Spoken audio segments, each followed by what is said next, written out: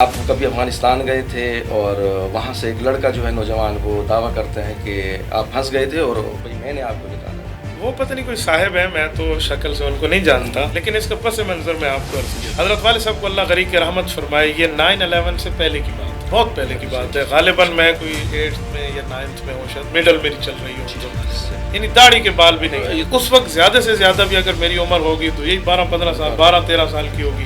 ادھر کوئی طالبان کے بڑے تھے، انہوں نے آنے میں پکڑ. یہ چھوٹی بچے ہیں اور ان کی داڑھی بھی نہیں ہے، یہ کہاں آ گئے ہیں؟ تو ہم نے ان کو منت کرنے کیا کہ ہم تو کچھ دیکھنے آئے تھے، کیا ہے فلاں. انہوں نے ہماری تحقیقیں شروع کی. شاید یہ وہ بندہ ہو کوئی. اس طرح انہوں نے کوئی تصدیق کی، انہوں نے ہمیں واپس امور اڈے سے ادھر بھیج دیا. ایک ہی رات کی بات تھی حضرت. اس بات کو پتہ نہیں کیا سے کیا کر کے پیش کر دینا، وہ حضرت پر سے پرندہ بنانے والی بات ہے.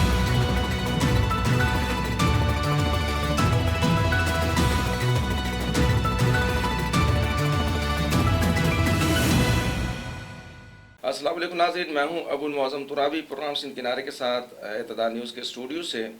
ڈیرہ اسماعیل خان میں بلدیاتی الیکشن کے آئے ہیں، بہت سارے تنازعات کھڑے ہو گئے ہیں. ایک شخصیت ایسی بھی ہیں جو معروف اور ممتاز مذہبی شخصیت ہیں، مذہبی رہنما ہیں، جمعیت علماء اسلام سے وابستہ ہیں، مفتی عبدالواحد قریشی صاحب. انہوں نے جمعیت علماء اسلام کے امیدوار برائے سٹی میئر کفیل احمد کی کیا حمایت کی ہے، کیا تائید کی ہے، اور کیا وہ خطابات اور تقریریں کرتے ہیں، عوام سے مخاطب ہوتے ہیں.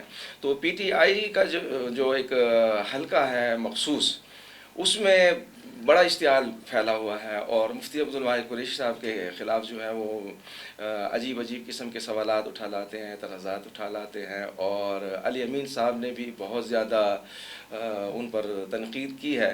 تو ہم نے سوچا کہ آج مفتی عبدالواحد قریشی صاحب سے آپ کو ملائیں اور ان سے کچھ جو سوالات ہیں ان کے جوابات جو ہیں مانگیں. آج وہ تشریف لے آئے ہیں، ہم شکریہ ادا کرتے ہیں. حضرت آپ کو خوش آمدید کہتے ہیں کہ آپ تشریف لے آئے ہیں، آپ نے قیمتی وقت نکالا ہے. تو سب سے پہلے تو مجھے یہ بتائیے کہ 70 سال پہلے نعرہ لگا تھا پاکستان کا مطلب کیا، لا الہ الا اللہ. پھر 70 سال گزرتے چلے گئے، جو نظام شریعت کی بات ہو رہی تھی، نفاذ شریعت کی بات ہو رہی تھی، حتیٰ کہ پھر 1977 میں تحریک چلی نظام مصطفیٰ، اور آج تک مطالبہ ہو رہا ہے کہ شریعت نافذ کی جائے، اسلام کی سربلندی اور غلبے کے لیے پاکستان میں وہ نظام لایا جائے، اس کا نعرہ لگایا گیا تھا. 70 سال کے بعد ایک شخص اٹھتا ہے، آتا ہے، 22 سال پارلیمانی جد و جہد کرتا ہے، وزیر اعظم بن جاتا ہے، اور وہ کہتا ہے کہ میں ریاست مدینہ بناؤں گا، نیا پاکستان بناؤں گا، تبدیلی لاؤں گا، انقلاب لاؤں گا. لیکن مذہبی حلقوں اور علماء کرام میں تشویش پھیلی ہوئی ہے. یہ کوئی عجیب سا تضاد ہے، ایسا کیوں ہے؟ بسم اللہ الرحمن الرحیم. سب سے پہلے تو آپ کو شکریہ، اللہ آپ لوگوں کو جزائے خیر عطا فرمائے. آپ نے ہمارا موقف عوام تک پہنچانے کے لیے تگودو فرمائی ہے. دوسری بات یہ ہے کہ پاکستان مدینہ طیبہ کے بعد مملکت خداداد ہے جو اسلامی نقطہ نظر پہ قائم ہے. مدینہ طیبہ کا یہ فارسی ترجمہ ہے. مدینہ علاقہ، شہر، اور طیبہ پاکیزہ، اور یہاں پاکستان. تو پہلے دن سے ہی ہم نے کلمہ طیبہ لا الہ الا اللہ محمد الرسول اللہ کی بنیاد پہ اس کو حاصل کیا. حق تو یہ ہے کہ اب لا الہ الا اللہ محمد الرسول اللہ کا قانون اس میں نافذ کیا جائے. آپ نے 1973 کی بات کی. 1973 کے آئین کی جو بہت زیادہ اسلامی شکیں ہیں، ان میں سب سے پہلی اور ممتاز شک یہ ہے کہ پاکستان میں ایسا کوئی قانون نہیں بن سکتا جو خلاف اسلام ہو. اگر بنے گا تو اسے supreme court of the Pakistan اسے کالعدم قرار دے سکتی ہے. یہ بہت بڑی شک ہے. اس شک کے مطابق ہمارے اکابرین کی محنتیں ہیں، جتنے بلا تفریق مسلک ہمارے جتنے اسلام کے نام لیوا حضرات ہیں، مثلا نمبر 74 کی تاریخ میں حضرت مفتی محمود رحمۃ اللہ علیہ کی قیادت میں اس وقت کے بریلوی، دیوبندی، اہل حدیث سارے حضرات اس میں شامل رہے اور ایک جد و جہد کی ہے. اور اب حال یہ آ گیا ہے کہ مخالف کو برداشت کرنے کا مادہ عوام میں ان لوگوں نے ختم کر دیا ہے. ہمارے ہاں پہلے مخالفت سیاسی ہوتی تھی، ایک دوسرے کا احترام بھی ہوتا تھا، ایک دوسرے کا ادب اور احترام کے ساتھ لہجے میں نام لیا جاتا تھا. آج کل نام بگاڑے جا رہے ہیں. اچھا، پھر اس کے بعد سارا کریڈٹ خود لینے کے چکر میں ہے کہ ہم ختم نبوت کے پیرادار، ہم فلاں ہم فلاں ہم فلاں.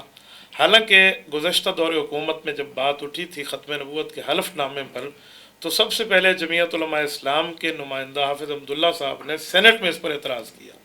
جب یہ بات آ گئی تو پھر ایک کمیٹی بیٹھی. اس کمیٹی نے فیصلہ کیا کہ ایک مسلم لیگ نون کی ایم این اے ہے غالباً پتہ نہیں انوشا, اور ایک پی ٹی آئی کے ایم این اے ہے شفقت محمود, انہوں نے اندر سے کوئی نہ کوئی کام کیا.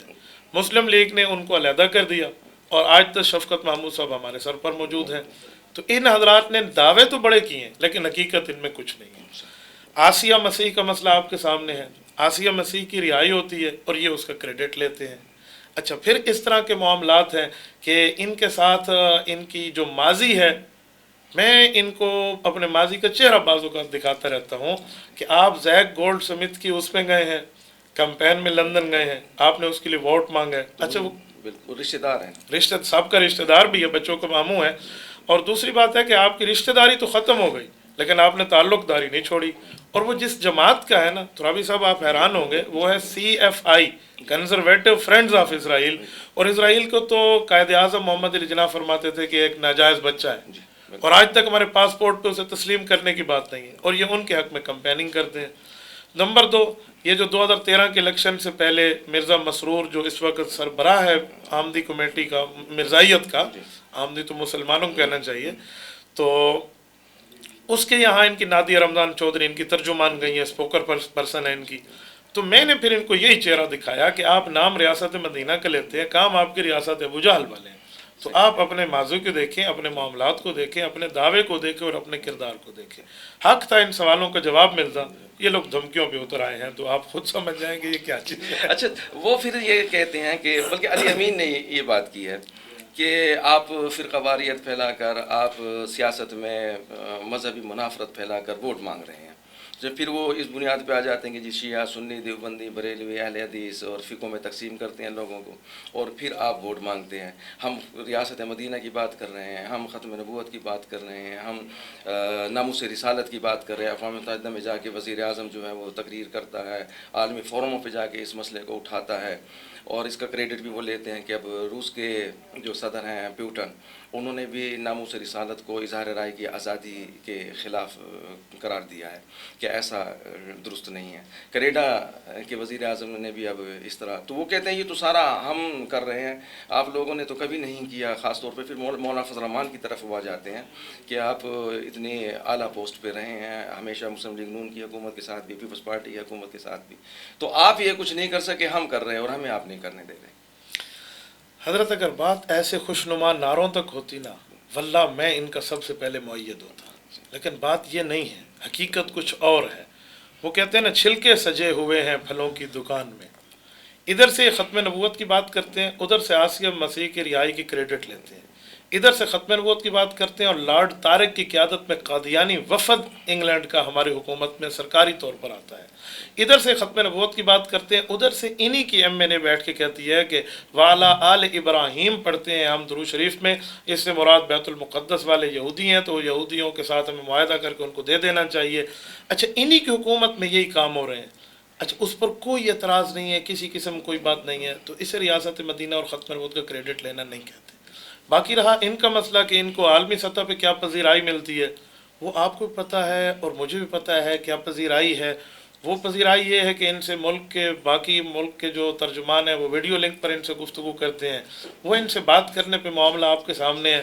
تو حضرت, یہ ان کی صرف منہ کی باتیں ہیں, ایسی بات کوئی نہیں. اچھا دیکھیں نا, وزیر اعظم نے میاں عاطف کو اقتصادی کونسل کا ممبر بنانے کی کوشش کی, مخالفت ہوئی پارٹی میں, ملک قومی سطح بھی مخالفت ہوئی, تو انہوں نے انہیں نہیں بنایا. تو یہ تو میں یہی بات کر رہا تھا, یہاں تک کہا کہ مجھے تو پتہ ہی نہیں تھا میاں عاطف قادیانی ہیں. حضرت, میں یہاں تک یہی بات کر رہا تھا, بھائی آپ کو جب پتہ نہیں ہے تو آپ اتنا بڑا عہدہ اس کے سپرد کیوں کر رہے ہیں؟ بلی کو آپ گوشت کی رکھوالی پہ بٹھائیں گے اور آپ کو نہیں پتہ. اچھا, مزے کی بات, پی ٹی آئی کے سنجیدہ طبقے نے اس کو کنڈیم کیا کہ آپ میاں عاطف کے حوالے کیوں کر رہے ہیں, آپ کو یہ معاملہ یوں نہیں کرنا چاہیے تھا. تو یہ مجبور ہوئے اور ان کو یہ نوٹیفیکیشن اپنا واپس لینا پڑا, ورنہ پورے ملک کا خزانہ قادیانیوں کے ہاتھ میں آ گیا تھا. اچھا, میرا ایک سوال ہے, اگر یہ ختم نبوت کے اتنے ماشاء اللہ تعالیٰ اچھے ہیں, اور میں قدر کرتا ہوں اگر اچھے ہیں تو ہمیں کوئی کسی کو باہر کرنے کی ضرورت نہیں ہے, ہم ویلکم کرتے ہیں, لیکن میں ایک دو سوال کرتا ہوں کہ جب مرزا قادیانی کا موجودہ خلیفہ کہتا ہے کہ عمران خان صاحب نے مجھ سے ووٹ مانگے کہ ہم آپ کو رائٹ دیں گے, वो कौन से राइट्स हैं जो पाकिस्तान का इन कादियानियों को नहीं देता और ये देंगे? नंबर एक। नंबर दो, अगर ये बात झूठी है तो ये उसके खिलाफ हतक इज़्ज़त का दावा क्यों नहीं करते? लंदन की असम्बली में अपोजिशन समेत पता नहीं किन किन के खिलाफ अदालतों में जाने के लिए तैयार हैं, तो ये उनके खिलाफ चले जाए ना। और वो भी 8-10 साल से वो कह रहा है कि ये बात झूठ है। और जब इन्होंने रिव्यू में जाने का कहा, इनके पीटीआई के लड़कों ने आसिया मसीह के लिए, तो लंदन से ट्वीट किया जमाइमा ने, उसने कहा हमने आपसे वादा नहीं किया था, आपने हमसे वादा नहीं किया था, आपने क्यों किया? इसका क्या मतलब है?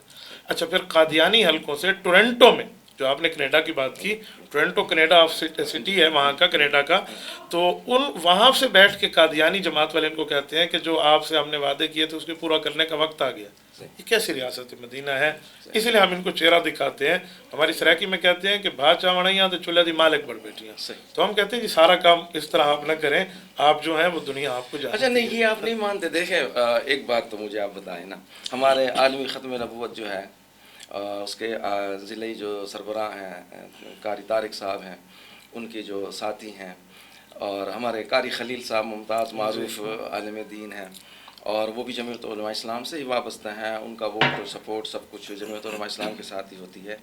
तो मुझे आप ये बताएं कि जगह जगह पे उनकी मदद से, उनके तावन से अली अमीन ने ख़ातमुन नबीयीन के चौक बना दिए हैं और बोर्ड लगा दिए हैं, तो आप लोग क्यों मुतमईन नहीं हो रहे? मुझे अली अमीन को कोई काफिर नहीं कहना। अली अमीन मुसलमान है। अली अमीन मुसलमान होने के नाते हमारा भाई और ख़त्म नबूवत का कायल है। हमारा मसला ये है कि जब आप उलमा पर बातें करेंगे और सारा क्रेडिट खुद और वो भी झूठे अंदाज में आप लेंगे, तो फिर हम आपको आपका माजी दिखाएंगे। बाकी ख़त्म नबूवत की चौक रख देना, अगर उन्हें रखा है तो बहुत अच्छी बात है, अल्लाह इनका भला करे, 2-4 और भी रख दें, हमें इस पर एतराज़ नहीं है। एतराज़ में जिन सवालों को मैंने एड्रेस किया उनका जवाब इनके पास नहीं है। बाकी अगर हमारे कुछ हजरात इनके साथ इस मामले में ठहरे कि उसने चौक बनाई है, तो चौक बनाने की हद तक तो मैं भी इनके साथ हूँ कि आप नचा किए चौक पे नाम बनाया है, लेकिन आप एक काम करें, जो चौक पे नाम आपने लिखा है ना, आपका ज़िम्मे ये काम नहीं है। मैं इसकी मिसाल आपको दूँ।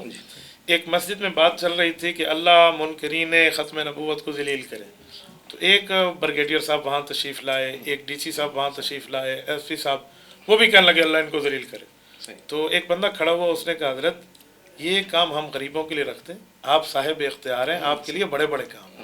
तो इनको कहते हैं चौकों के काम आप छोटे उलमा के लिए रख दें, आपके पास असम्बली की ताकत है, आप वो संभालें जो आपने संभालना है।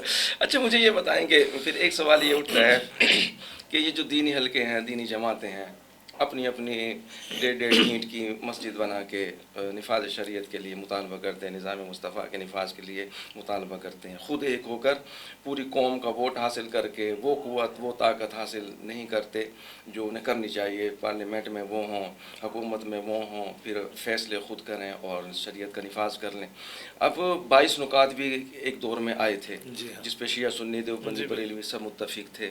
उसके बाद भी बहुत सारे मुआहदात हैं। मौलाना फजल रहमान ने तो बहुत ज़्यादा अहले तशय्युअ के साथ मिलकर भी, देवबंदियों के साथ मिलकर भी काम किया है, और इसी के साथ साथ हमने देखा कि निज़ाम मुस्तफ़ा की तहरीक में सब साथ थे। इसके अलावा भी पार्लियामेंट में ख़त्म नबूवत के हवाले से, नामूस रिसालत के हवाले से जब कवानीन बनते हैं तो सब एक होते हैं। लेकिन ये पार्लिमानी निज़ाम में इंतखाबी इत्तेहाद और फिर पार्लियामेंट में जाके क़ुव्वत हासिल करना, हुकूमत हासिल करना और फिर निफाज शरीयत की ताकत हासिल करना, ऐसा ये क्यों नहीं करते? मैं आपकी 100% तायद करता हूँ कि मजहबी तबके का वोट बैंक बहुत ज़्यादा है और मजहबी तबके की आवाम में बड़ी पजीराई है, तो मजहबी तबके को यकजा होकर सामने आना चाहिए। आपको याद होगा काजी हुसैन अहमद, अल्लाह ताला उनकी मग़फ़िरत करे, उनके दौर में और नूरानी मियाँ साहब के दौर में, और इसी तरह बाकी जो हमारे बड़े थे, मुत्तहिदा मजलिस अमल के नाम से पहली मरतबा कितनी बड़ी मेजॉरिटी लेकर मजलिस अमल आई। तो जब आप बताएं जो इस तरह मजहबी तबका इकट्ठा होकर आएगा तो अवाम में उसको पजीराई तो मिलेगी। मैं कभी भी इस तरह के आपस में इकट्ठ होकर मजहबी तबके को आगे आने का कभी मुखालिफ नहीं हूँ मैं, बल्कि इसका मुअय्यद और हिमायती हूँ। ठीक, सही। अच्छा, ये बताएं कि आप पे कुछ ज़ाती हमले भी हो रहे हैं और शख्सी हमले भी हो रहे हैं। अभी किसी ने एक सवाल उठा दिया है आजकल में ही कि आप कभी अफ़गानिस्तान गए थे और वहाँ से एक लड़का जो है नौजवान, वो दावा करते हैं कि आप फंस गए थे और भाई मैंने आपको निकाला था। ये क्या वाक़या था? तरावी साहब अल्लाह आपको खुश रखे। ये रात भी मुझे कुछ दोस्तों ने इस तरह की बात की है और वो एक क्लिप भी दिखाया है एक बंदे का, वो पता नहीं कोई साहिब है, मैं तो शक्ल से उनको नहीं जानता, लेकिन इसका पस मंज़र मैं आपको अर्ज़ किया देता हूँ। मेरे वालिद मोहतरम हज़रत शेखुल हदीस व तफसीर मौलाना महमूदुल हसन कुरैशी रहमतुल्लाह को तो आप सब हज़रात जानते हैं। हज़रत वालिद साहब को अल्लाह गरीक रहमत फरमाए। ये 9/11 से पहले की बात है, बहुत पहले की बात है। गालिबन मैं कोई 8th में या 9th में हूँ, शायद मिडल मेरी चल रही हो उस ज़माने में, यानी दाढ़ी के बाल भी नहीं। ये तो 20 साल पहले की बात होगी। और आपकी एज अब कितनी है? मेरी 1986 की पैदाइश है, तो 34-35 का आप अंदाज़ा लगा। तो उस वक्त ज़्यादा से ज़्यादा भी अगर मेरी उम्र होगी तो यही 12-15 साल, 12-13 साल की होगी, 12-13 साल ही होगी, इससे ज़्यादा भी नहीं, क्योंकि 97-98 की बात है। हमारे वालिद मोहतरम इस शुमाली इलाका जात में ठंडे इलाकों की तरफ गए, ख़त्मात बुखारी थे, बाकी जलसे थे। मसलन मौलाना नूर मोहम्मद साहब होते थे, जनूब वज़ीरिस्तान वाले, शहीद हो गए। मौलाना मुफ्ती महमूद रहमतुल्लाह के करीबी रहे, उनकी दावत पे उनके मदरसे में प्रोग्राम था। इस तरह रज़मक में अब्बू के एक शागिर्द थे, वो गालिबन पॉलिटिकल एजेंट थे। इस तरह कुछ हज़रात वो गाड़ियाँ लेकर इस्तकबाल की शक्ल में वाले सब को ले गए। मैं बच्चा था, पता नहीं छुट्टियां थी या अब्बू ने कहा था आप भी साथ चले, हम साथ चले गए, यानी बचपने की बात कर रहे हैं। तो वहाँ वो जो पॉलिटिकल एजेंट थे उनके 2 बेटे भी थे, उनके पास अपनी गाड़ियाँ भी थी। तो हम जब बिल्कुल वहाँ कोई सरहद के करीब ही थे अफ़गानिस्तान के, जहाँ प्रोग्राम चल रहा था, तो वाले साहब को बगैर बताए मैं उन लड़कों के साथ बचपन में उधर चला उनके साथ। ठीक है, जब हम उधर के भी देखें जंग है, ये है, वो जैसे बातें होती हैं, बचपना था। इधर से पीछे वाले सब परेशान ने पूछा बंदा कहाँ है? अच्छा, वो मोबाइल का ज़माना नहीं था जो हम लोकेशन ट्रेस करें या पता करें। उधर कोई तालिबान के बड़े थे, उन हज़रात ने हमें पकड़ लिया, ये छोटी बच्चे हैं और इनकी दाढ़ी भी नहीं है, ये कहाँ आ गए हैं? तो हमने उनको मिन्नत तरले किया कि हम तो कुछ देखने आए थे, क्या है फलां। मैं उन्हें समझा पता नहीं क्या बात है, उन्हें हमारी तहकीकें शुरू कर दी। हाँ जी, आप किस इलाके के हैं? अब मुझे मजबूरन चारों नचार मैं बताना पड़ा कि मैं भाई शेखुल हदीस साहब का बेटा हूँ, मैं उस जलसे में आया हुआ था, ये मसला था, ये मसला था। तो उन्होंने कहा तेरे इलाके का यहाँ कौन है, इधर पता करो। मेरे लिए बड़ी मुश्किल बन गई, अब गैर मुल्क में मुझे कौन जानता है। अच्छा, ये जो लड़के थे उनमें, अच्छा मुझे पश्तो भी नहीं आती थी, मजे की बात ये। तो ये जो हमारे साथ 2-3 बच्चे थे, ये भी परेशान हो गए कि यार मेहमान का बच्चा हम कहाँ से लेकर आए। हमें भी शौक था जंग देखने का, तो समझ आ गया पता नहीं जंग कहाँ, महाज कहाँ, हम कहीं इधर करीबी पकड़े गए। उस वक्त उन तालिबान की पुलिस ने को पता किया कौन है, तो उनने कहा जी डेरा इस्माइल खान का। तो उन्होंने कहा जी इधर डेरा इस्माइल खान के कोई होंगे। तो डेरा इस्माइल खान के 1-2 बंदे थे, वो कोई पठान हज़रात थे, वो मुझे नहीं जानते थे। एक कोई आदमी था, मुझे अभी याद आता है, वो कहता था हाँ ये हमारे मौलवी साहब का बेटा है, इसको आप इधर भेज दें वापस, ये वाकई इसको मैं जानता हूँ, ये बच्चे हैं फलां आलिम साहब के बेटे हैं, शायद ये वो बंदा हो कोई। इस तरह उन्होंने कोई तस्दीक की, उन्होंने हमें वापस अंगूर अड्डे से इधर भेज दिया। एक ही रात की बात थी हज़रत। तो इस बात को पता नहीं क्या से क्या करके पेश कर देना, इत्तेफाकी एक वाक़या था वो हज़रत पर से परिंदा बनाने वाली बात। आपका बहुत बहुत शुक्रिया, आपसे मुलाकातें रहेंगी। नाज़रीन, मुफ्ती अब्दुल वाहिद कुरैशी साहब से हमने 2-3 अहम सवाल पूछे, आपको जवाबात मिल गए होंगे। इनसे मुलाकातें हम आपकी कराते रहेंगे। इसी के साथ अबुल मोअज़्ज़म तुराबी को इजाज़त दीजिए। अल्लाह हाफ़िज़।